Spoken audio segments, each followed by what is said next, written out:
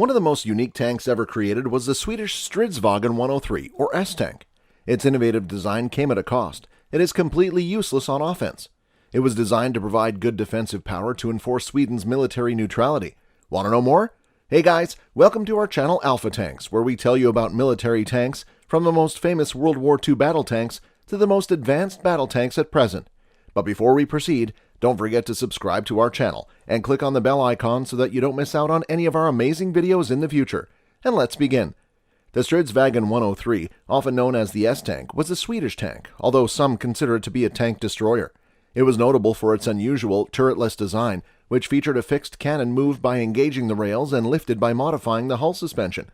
The S-Tank was the first major combat tank to use a turbine engine, and it was created in the 1950s.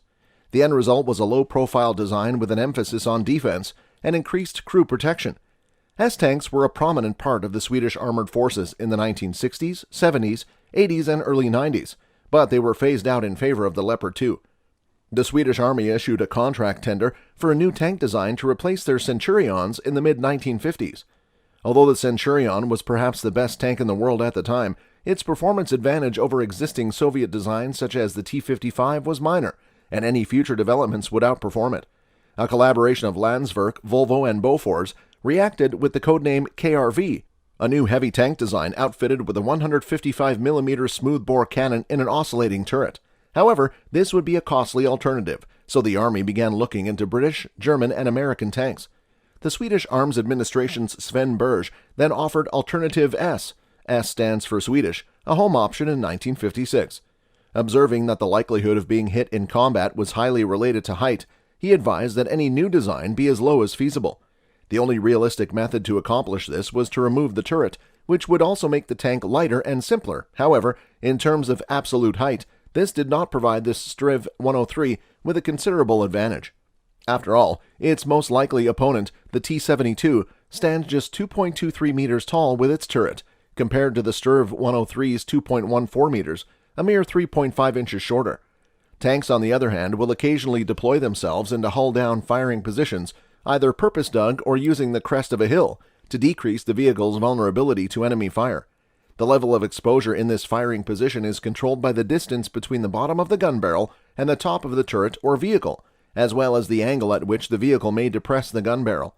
Because the Strv 103 orients the entire tank to depress and elevate the barrel, it has a very low apparent height, and thus visible profile to the adversary when hull down. It can also lower the hull by 13 centimeters. Such static usage of a tank contradicts the tank's core premise, which is a mobile armored gun platform capable of bringing massive firepower to bear on the enemy while attacking. As a result, the S-Tank must be regarded as a completely defensive vehicle. This isn't the first time such a system has been employed. It was prevalent among World War II-era tank destroyers and assault guns, but in a tank, the ability to quickly aim a turret proved to be a valuable tool. Some tank destroyers, however, the Jag Panther, for example, were both inexpensive to produce and extremely effective in defensive positions. Berge's concept attempted to tackle the targeting problem by employing a fully automated transmission and suspension system that turned and tilted the tank under gunner control. The gun would be attached to the hull. Unfortunately, this made using a stable gun impractical. As a result, the tank was unable to drive and shoot accurately at the same time. However, during the S-service tank era, turreted tanks rarely shot on the move, especially when utilized defensively. Other aspects of the tank were likewise highly novel. The cannon, a Bofors 105mm L62, capable of firing the same ammunition as the British 105mm L7, would be equipped with an auto-loader, reducing the crew to 2. Most designs of the time used a crew of 4, but the S-Tank would eliminate the loader and gunner. There was enough room for an extra crew member, the rear driver, who faced the tank's rear and was outfitted with full driving equipment. This enabled the tank to be propelled backward at the same time as it was forwards, while keeping its frontal armor pointed toward the adversary. Both the commander and the gunner driver used the same sights and controls to fire the cannon and operate the tank. The tank was also propelled by 2 engines, a 240 horsepower Rolls-Royce K60 diesel for cruising and turning the tank for aim, and a 300 horsepower Boeing 502 turbine for high-speed dashing. This was the first time a turbine engine was used in a production tank. The Soviet T-80 and American M1 Abrams were later developed using gas turbines as principal propulsion. The concept was intriguing enough that Bofors was commissioned to develop a prototype of the suspension drivetrain, which they successfully did.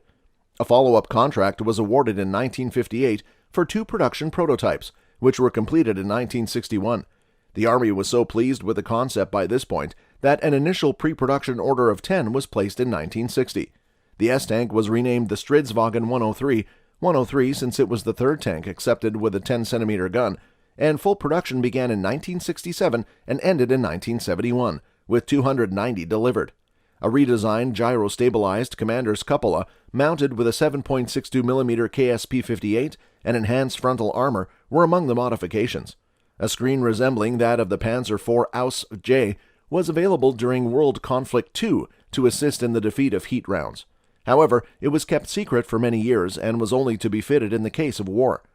The Strv 103 had full amphibious capabilities. In roughly 20 minutes, a flotation screen could be built over the upper hull, and the tracks could propel the tank at around 6 km per hour in water. For increased protection, 1 tank in each platoon was outfitted with a blade under the front hull that allowed it to dig itself into the ground. Unlike turreted main battle tanks, the Stridsvagn 103 never saw combat, hence its design is unknown. However, it had significant advantages for its intended use in the 1960s. Norway conducted a 2-week comparative observation test with the Leopard 1 in 1967 and discovered that with closed hatches, the 103 observed more targets and fired faster than the Leopard. 2 103s were tested at the British Armour School in Bovington from April to September 1968. According to the research, the turretless idea of the S-Tank has a significant advantage over turreted tanks. The 103 was tested against the Chieftain in BAOR 1973. The final assessment claimed that it has not been possible to prove any disadvantage in the S incapacity to fire on the move.